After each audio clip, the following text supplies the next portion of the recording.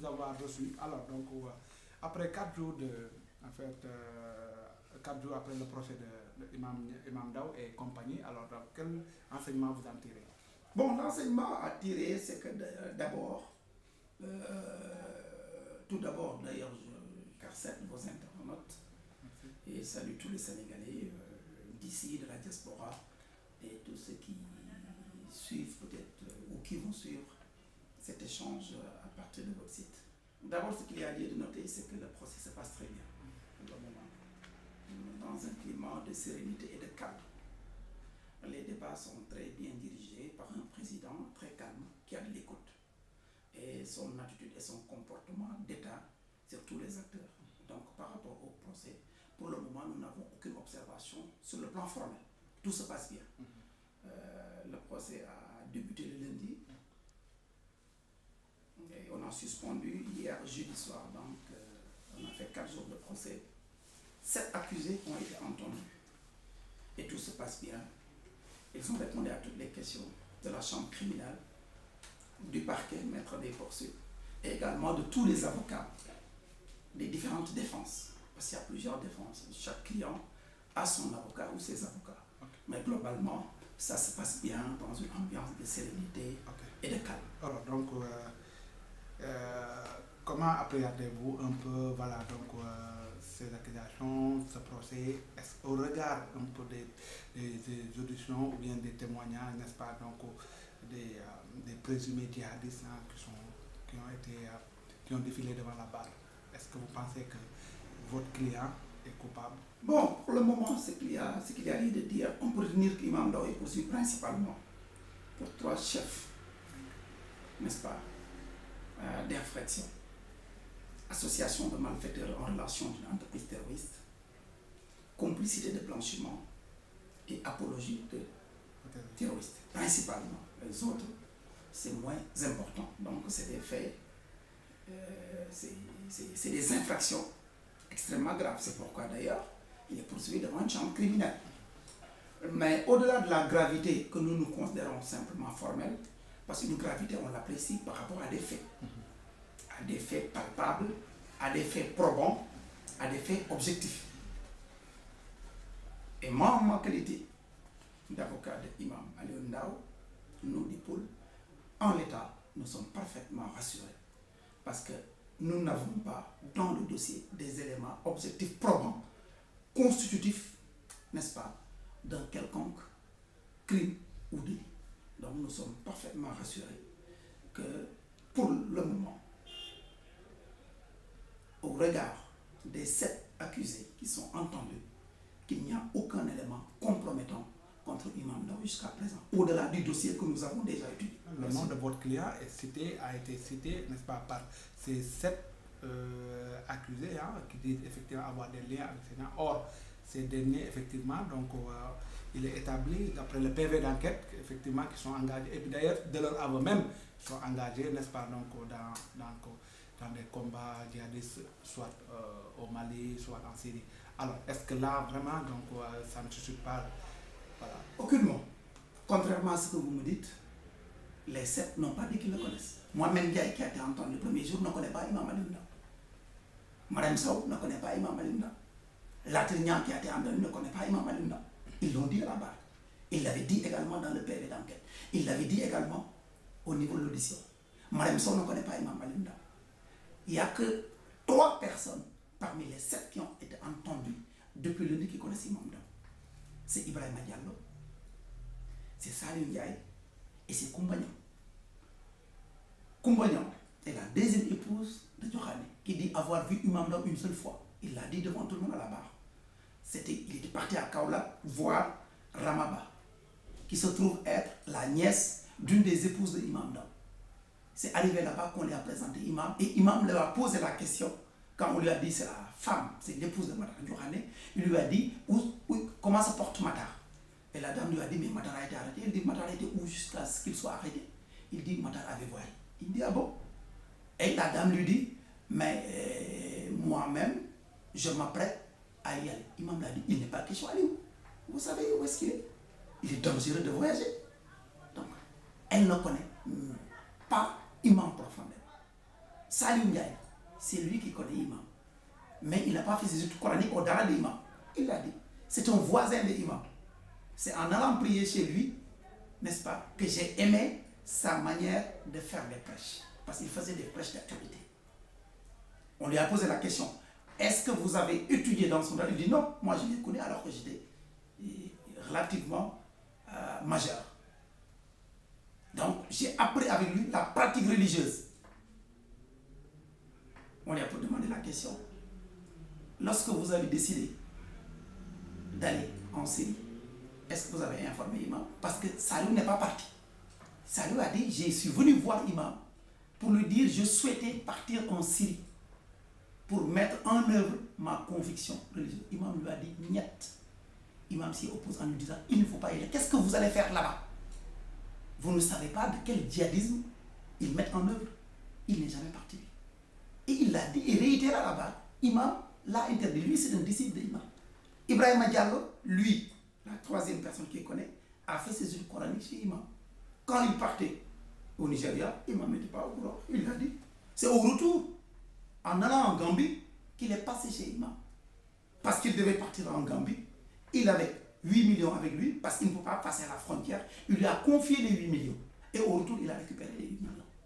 On lui a posé la question, est-ce que l'imam savait d'où provenait l'argent? Il dit, il ne savait pas. Voilà. Donc, il n'y a rien de compromettant.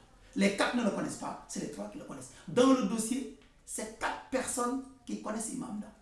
C'est Matar Diokhane, c'est Ibrahima Diallo, c'est Saliou Ndiaye, c'est Ibrahima Anne. Et les 2 épouses, n'est-ce pas? Ibrahima Anne. Justement, Koumania, revenons à Koumania. On a constaté une versatilité dans ce truc, puisque dans le PV, il a effectivement, il est dit qu'elle a reconnu qu'effectivement, il connaissait Imam Nia, Imam Daou, qui se rendait là. D'ailleurs, un de ses enfants étudiait devant la barre, elle est revenue chez le Chignon. Est-ce que Koumba n'a jamais validé. Koumba est la 2e femme de Matar Diokhane. Koumba n'a vu qu'une seule fois Imam. Elle a été constante même dans le PV. Le garçon qui est là-bas n'est pas la fille de Koumba. Le garçon qui est le fils de Matar Diokhane est l'enfant de sa 3e épouse. C'est pas Koumba. Koumba n'a vu Imam qu'une seule fois, donc ne connaît pas tellement Imam. Voilà. Et il a dit à la barre. Point. Il était allé à Kaolack voir Rama. Point. Et on l'a présenté comme étant une épouse de Matar. Il lui a posé la question, est-ce que Matar se porte bien? Koumba a dit, mais Matar a été arrêté. Il dit, mais arrêtez où? Depuis quand il a voyagé? Donc rien de compromettant. Koumba n'a jamais dit autre chose que ça. Rien n'a évolué. Et par rapport un peu à sa tablette, aux éléments, un peu à certains éléments qu'on a retrouvés chez lui, une tablette dans laquelle, voilà, on a vu des vidéos djihadistes. Écoutez, rien de compromettant n'a été trouvé chez lui. Qu'est-ce qui a été trouvé chez Imam? Un ordinateur, une imprimante, une tablette, 4 téléphones, 2 Samsung, des téléphones basiques, Itel. C'est ça qui est compromettant. Une tablette où il y a des écrits, des livres, des bibliothèques pour un enseignant. C'est ce qu'on trouve partout. C'est ce qu'on trouve chez vous, une imprimante, un ordinateur, une tablette sur les thèmes qui vous aident. Regardez là-bas les livres sur mobile. Tout ça, c'est des bouquins sur le djihadisme. Des thèmes sur le djihadisme. Mais c'est pas interdit. C'est différent, vous êtes avocat. Non, écoutez, non. Vous êtes avocat? Non, monsieur, il ne faut pas faire de confusion, Daouda. Non. Il n'est pas interdit à un intellectuel, à quiconque qui veut se renseigner sur le djihadisme. Qu'est-ce qu'ils ont trouvé? Un bouquin qui parle de Boko Haram, un bouquin qui parle des Juifs, un bouquin qui parle de la Shoah. Ça, c'est un délit. Mais en droit, lire un bouquin n'est pas un délit. Mais lorsque dans ses prêches, effectivement, vraiment, il prône le djihadisme. Il n'a jamais prôné. Vous avez entendu un prêche? Donnez-moi un CD où on dit qu'il prône le djihadisme. Vous avez au tribunal un CD où on dit que l'imam n'a jamais prôné le djihadisme. Jamais. Donnez-moi un CD. Mais pourquoi, dans quel contexte, dans quel cadre on l'a interpellé à Kaolack? Mais on l'a interpellé parce que Matar Diokhane a été arrêté au Nigeria et on essaye de faire un link. Je dis dans le dossier, est-ce que vous avez vu dans le dossier un CD où on indique que l'imam a fait des prêches pour demander aux gens de faire le djihadisme? Absolument pas. Ça n'existe pas dans le dossier. Ça n'existe pas. L'imam a été arrêté parce que dans le dossier, après avoir arrêté de présumés combattants, l'État a estimé peut-être que si ces combattants ont agi, ils ont agi sous les ordres d'un guide spirituel. Et pour donner une envergure au dossier, parce que dans la conception occidentale du djihadisme, forcément, il y a un but spirituel. Et Matar Diokhane, ayant fait un bref passage, c'est imam lorsqu'il faisait la seconde, la première et la terminale, comme imam l'a si bien dit, au lycée Abdoulaye Niasse. Après, il est parti en 2006, avant les années 2010, il ne l'a plus revu. Ils ont essayé de faire une connexion en faisant de ces liens personnels un lien infractionnel. Le lien personnel n'est pas le lien infractionnel. Ça n'a rien à voir. Le lien personnel que des gens peuvent entretenir ne donne pas ipso facto un lien infractionnel. C'est ça qu'il a mis dedans. Ça, c'est l'État. D'ailleurs, dans ce dossier, au départ, on ne parlait pas d'Imam Ndao, on parlait du réseau de Matar Diokhane. C'est après qu'ils l'ont mis dedans, Imam. Donc, au-delà de Imam Ndao, effectivement, est-ce qu'au regard des témoignages auxquels vous avez assisté, effectivement, de cette prévenue jusque-là, vous n'avez pas peur, comme le sont beaucoup de Sénégalais, voilà, après qui sont tombés des nues, quand quelqu'un, effectivement, reconnaît à vous, effectivement, qu'il a participé à certaines attaques de Boko Haram et qu'il sait manier un peu des armes. Au-delà de l'affaire Imam Ndao, quand même, est-ce que vous, en tant qu'avocat, voilà, vous n'avez pas peur? Non, écoutez, pour le moment, il n'y a pas à avoir peur. Il y a un phénomène de grossissement. Il y a certains qui essaient de faire la désinformation. Il y a d'autres qui essaient de manipuler l'opinion. Il y a d'autres qui essaient d'instaurer une psychose pour faire peur. C'est un dossier pénal où on reproche des faits à des accusés. Le droit pénal est le droit de la certitude. Il faudrait que les faits qu'on reproche à chacun des accusés soient des faits avérés et incontestables. Pour le moment, tous, ils sont présumés innocents. Les 7 qui ont été entendus, je dis, dans ce dossier, il n'y a pas de témoin. Dans ce dossier, il n'y a aucun témoin. Tous ne sont que des accusés. Des accusés, il n'y a pas de témoin. Et ceux qui ont été entendus, pour le moment, les 7, je vous l'ai dit tantôt, les 4 ne connaissent pas Imam Ndao. Ils vous l'ont dit. Dans ce dossier, certains ont été arrêtés au Niger, si vous suivez le dossier. D'autres en Mauritanie. D'autres ont été arrêtés également au Niger provenant de la Libye. Certains du Niger provenaient du Nigeria, n'est-ce pas? D'autres du Mali, etc. Vous vous rendez compte que, globalement, pour l'essentiel, ils ne viennent pas de la même zone. Ils ont été arrêtés dans des pays différents, venant de zones différentes, et on les a globalisés de manière confortable pour les enquêteurs dans un même dossier. Et vous l'avez entendu. Plusieurs d'entre eux ne se connaissent pas. Ils sont vus la première fois à la police ou à la prison. Maintenant, s'agissant de ceux qui sont partis, il ne fait aucun doute que certains des accusés ont été en Libye. Certains ont été au Nigeria. Mais ils sont partis de leur propre chef. Ils l'ont dit. Ils sont partis sur la base de leur conviction pour aller au Nigeria ou en Libye. Moi, je ne suis pas leur avocat, mais nous avons entendu. Et certains sont revenus, vous les avez entendus. Parce que lorsqu'ils sont arrivés au Nigeria, ils n'ont pas partagé les convictions, l'approche de Boko Haram. Donc, ils ont été induits en erreur. Mais lorsqu'ils sont arrivés sur place, ils se sont rendus compte que ce n'était pas ça leur conception, eux, de l'islam. Vous l'avez entendu. Ils sont rentrés. Hier, vous avez entendu Latignon, qui a dit qu'il s'est enfui pour rentrer. Il a été trompé. Il est rentré. Ensuite, il est retourné à Richardson, cultiver ses champs. C'est 1 an après qu'il a été arrêté. Certains ont été, effectivement, lorsqu'ils sont arrivés dans ces zones, certains ont été initiés au maniement des armes. Maintenant, il reste que tout État, le nôtre, doit prendre ses dispositions pour que ces personnes ne puissent pas nuire. Mais pour le moment, ils sont présumés coupables jusqu'à ce qu'ils soient reconnus coupables et condamnés. Mais en réalité, pour le moment, l'objectif, ce n'était pas le Sénégal. Ils étaient partis apporter, d'après ce qu'ils ont dit, ce qu'ils ont été entendus, donner leur contribution à ce combat par rapport à leurs convictions religieuses, parce qu'ils estimaient que c'est le combat de l'islam. C'est des décisions personnelles. Une question par rapport un peu à la manière dont vous appréhendez un peu la suite du procès. Nous, par rapport à la suite du procès, jusqu'à présent, quand tu lis une certaine presse, il y a une tendance, n'est-ce pas, d'aggraver la situation, ou même de dire que tel accusé a tenu tel propos contre Imam Ndao. Non, pour le moment, j'ai dit, les 7 qui ont été entendus, aucun n'a accusé de quoi que ce soit de Imam Ndao. Absolument rien. Les 4 disent qu'ils ne le connaissent pas.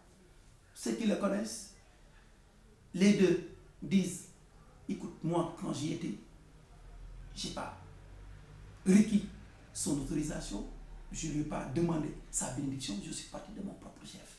Donc, aujourd'hui, il faut éviter cet amalgame. Ce n'est pas parce que l'imam connaît 4 personnes dans ce dossier qu'il y a un lien personnel entre l'imam et ces personnes, que ces personnes sont parties sur instruction ou sous la bénédiction de l'imam. Ces personnes sont parties de leur propre chef, ces 4 personnes-là. C'est Matar Diokhane, il est parti de son propre chef. Ibrahim Madiol est parti de son propre chef. Saliou a demandé à y aller, l'imam lui a dit, il ne faut pas y aller. Et il a dit, Koumbanyan a dit, il va voir son mari qui est arrêté. Imam lui a dit, qu'est-ce que tu vas faire là-bas? Imam n'est pas pour le djihadisme. Imam ne prône pas le djihadisme. Imam est un musulman qui est à cheval sur la sunna. Maintenant, ce n'est pas parce que l'État sénégalais veut mettre sur la table ce dossier comme un bilan de lutte contre le terrorisme pour faire plaisir à l'Union européenne ou les États-Unis qu'il faut chercher forcément un but spirituel pour donner de l'envergure et en faire un dossier Imam Aliou Ndao. Je donne la preuve.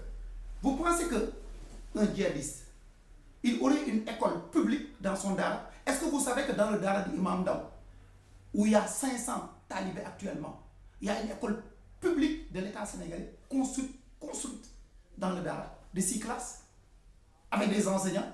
Vous pensez que dans ce dara-là, il peut y avoir un centre d'endoctrinement? Les talibés, le matin, ils vont à l'école publique. C'est le soir qu'ils font l'enseignement. Ça veut dire, on a vu en France que les jeunes qui embarquent. Voilà, non, c'est pas la même chose. J'ai dit dans le dara d'Imam Aliou Ndao, il y a une école publique. En France, c'est pas la même chose. C'est différent. J'ai dit dans son dara, il y a une école publique avec des enseignants de l'école publique. Les talibés, le matin, vont à l'école publique. Le soir, ils font les enseignements. On peut instaurer là-bas un centre d'endoctrinement sans que les enseignants qui sont des fonctionnaires soient au courant, ou bien ces enseignants sont complices de cet endoctrinement. Mais pas forcément, mais par non, exemple, ailleurs aux États-Unis, on a vu un jeune, après, on a même arrêté un jeune. Non, moi je vous dis, les maîtres des étudiants. Voilà. Non, moi je vous dis, les maîtres spirituels des djihadistes, si vous faites des recherches, les maîtres, comme on vous présente Imam Ndao comme un maître spirituel, eux, c'est tout ce qui est lié à l'Occident. Il ne faut pas y toucher, il ne faut pas s'approcher. Je dis, Imam n'est pas un djihadiste. Il n'y a aucun élément compromettant qui puisse attester que c'est un djihadiste. C'est quoi on se fonde? Il n'y a qu'un seul cas de quoi. Ce n'est pas étonnant. Si Imam Ndao, qui a une école coranique, un dara depuis plus de 20 ans à Kaolack, c'est prétendu djihadiste, il n'y a aucun cas de quoi. Aucun, je dis, à part Saliou. Et Saliou n'est pas parti. Et Ibrahim Anne. Donc, où sont ceux qui sont sortis de son dara et qui ont été endoctrinés? Où sont-ils? Dites-le-moi où sont-ils? Tous ne sont pas de cas. Tous sont d'autres régions. Dans le dossier, il y a Ibrahim Anne qui est de Kabatoki et Saliou Ndiaye qui est de Kaolack.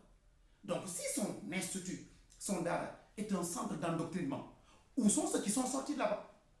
C'est une question de bon sens. Tous les reste ne sont pas des Kaolack. Matar Diokhane n'est pas Kaolack, il est de Guédiawaye. C'est après le BFM qu'il est parti à Kaolack faire la seconde, la première, la terminale. Et après, il est parti. Donnez-moi un élément où on a filmé des gens dans son centre d'entraînement. Si les forces de sécurité disent ces champs constituent un centre d'entraînement, quelles sont les personnes qui ont été trouvées dans ces champs? Pourquoi ils ne les ont pas arrêtés? Les champs se trouvent dans un village. Pourquoi ils n'ont pas interpellé les chefs du village pour lui dire, mais écoutez, dans ces champs, c'est un centre d'entraînement, où sont les gens qui s'entraînent? Vous croyez que ça fait sérieux ça? Les champs on cultive pour nourrir les talibés. Parce que les talibés ne mangent pas. Quand même, il y a un phénomène de grossissement. Tout ça, c'est la manipulation. C'est la manipulation de l'État. Tout ça pourquoi? Pour capter les financements des Occidentaux. Pour dire qu'ils souhaitent le faire. Le Sénégal est un modèle. Non, c'est du droit. Pour arrêter quelqu'un, il faut avoir une preuve. Où est le PV de filature? Quand vous dites que Imam Aliou Ndao est en relation avec les djihadistes, où sont les relevés téléphoniques dans le dossier? Vous l'avez vu, vous avez le dossier. Est-ce que vous avez vu un relevé téléphonique dans le dossier? Imam Ndao a effectivement reconnu que Diokhane l'a appelé. Non. Diokhane, quand il est revenu ici, pas de là-bas. Non, pas de là-bas. Vous avez le dossier. J'ai dit, est-ce que vous avez dans le dossier un relevé téléphonique dans les téléphones d'imam ou des autres où il ressort que ces prétendus djihadistes ont appelé imam? La plupart ne le connaissent pas. Donc comment on peut établir un lien? Ils ne l'appellent pas. Ils ne les appellent pas. Ils ne se connaissent pas. Et on dit que c'est un réseau d'imams. Quel imam? Quel imam? Où est-ce qu'il les connaît? C'est du droit. Où est le PV de filature? Où est une photo où on a vu Djokhane avec imam? Où on a vu imam avec des terroristes? Où sont-ils? Vous avez le dossier? Rien du tout. On a présenté des photos où imam est dans sa propre maison. Je dis un dossier, c'est des faits. Ça ne se construit pas intellectuellement, un délit, un crime. Ça se constate. Si vous dites que quelqu'un est un djihadiste, c'est lui le maître à penser, forcément ces prétendus djihadistes échangent avec lui au téléphone. Où sont les messages des djihadistes avec lui? Où sont les appels téléphoniques? Où sont les relevés téléphoniques? Et ils sont là-bas pendant 3-4 ans. Non, ça ne fait pas sérieux. Je dis, tout cela est insuffisant en droit pour attester que l'imam a commis un délit, un crime. Et en droit pénal, le doute bénéficie, n'est-ce pas, à l'accusé ou au prévenu. On ne peut pas, sur la base de simples soupçons, de simples indices ou de relations personnelles, pour en inférer qu'il y a une relation criminelle ou une relation infractionnelle. Personne n'a pris son autorisation pour partir. Il n'a été au courant du départ de personne. La majeure partie de ceux qui sont là, il les a vus pour la première fois à la police et devant le tribunal. Je dis, en l'état, il n'y a rien de compromettant depuis lundi jusqu'à jeudi. Maintenant, si la semaine prochaine ou les autres, il y a autre chose, on appréciera. Mais si on analyse le dossier que nous connaissons déjà, plus les auditions, aujourd'hui, nous sommes rassurés. Et nous pensons que ça sera de même jusqu'à la fin. Et voilà, merci.